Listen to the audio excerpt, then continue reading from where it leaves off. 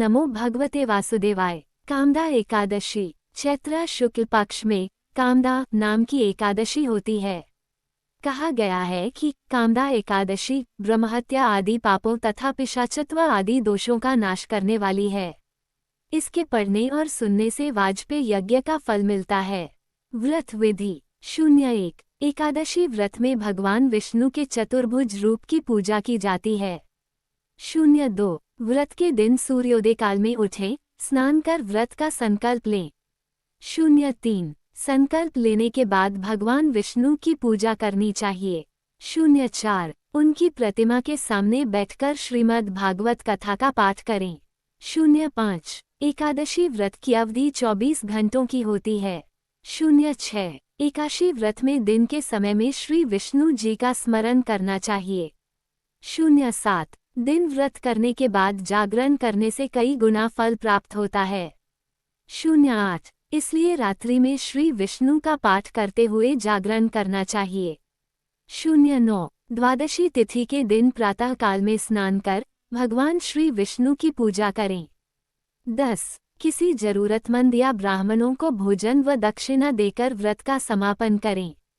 11 ये सब कार्य करने के बाद ही स्वयं भोजन करना चाहिए। कथा पुराणों में इसके विषय में एक कथा मिलती है। प्राचीन काल में भोगीपुर नामक एक नगर था। वहां पर अनेक ऐश्वर्यों से युक्त पुंडरीक नाम का एक राजा राज्य करता था। भोगीपुर नगर में अनेक अप्सरा, किन्नर तथा गंधर्व वास करते थे।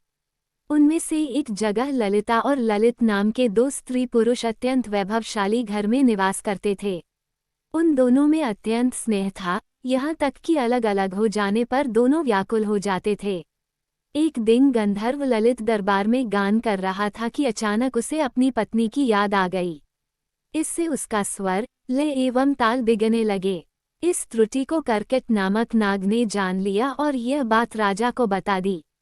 राजा को ललित पर बड़ा क्रोध आया। राजा ने ललित को राक्षस होने का श्राप दे दिया। जब उसकी प्रियतमा ललिता को यह वृतांत मालूम हुआ तो उसे अत्यंत खेद हुआ। ललित वर्षों वर्षों तक राक्षस योनि में घूमता रहा। उसकी पत्नी भी उसी का अनुकरण करती रही। अपने पति को इस हालत में देखकर वह बड़ी दुखी होती थी। वह श्रृंगी ऋषि के आश्रम में जाकर विनीत भाव से प्रार्थना करने लगी।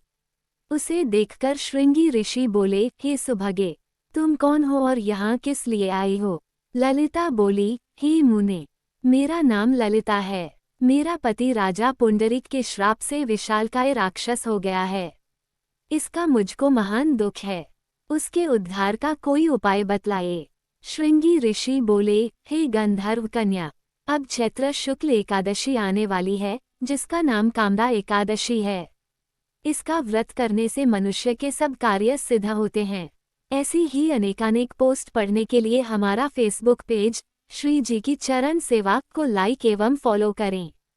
अब आप हमारी पोस्ट व्हाट्सएप चैनल पर भी देख सकते हैं।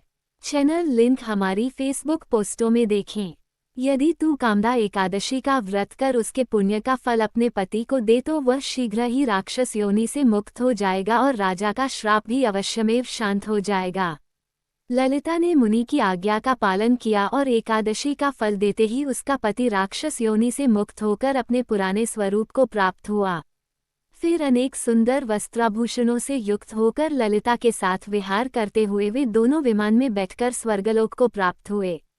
ऐसी मान्यता है कि इस व्रत को विधिपूर्वक करने से समस्त पाप नाश हो जाते हैं तथा राक्षस आदि की योनि भी छूट जाती है। संसार में इसके बराबर कोई और दूसरा व्रत नहीं है। इसकी कथा पढ़ने या सुनने से वाजपेय यज्ञ का फल प्राप्त होता है। जय जय श्री हरि।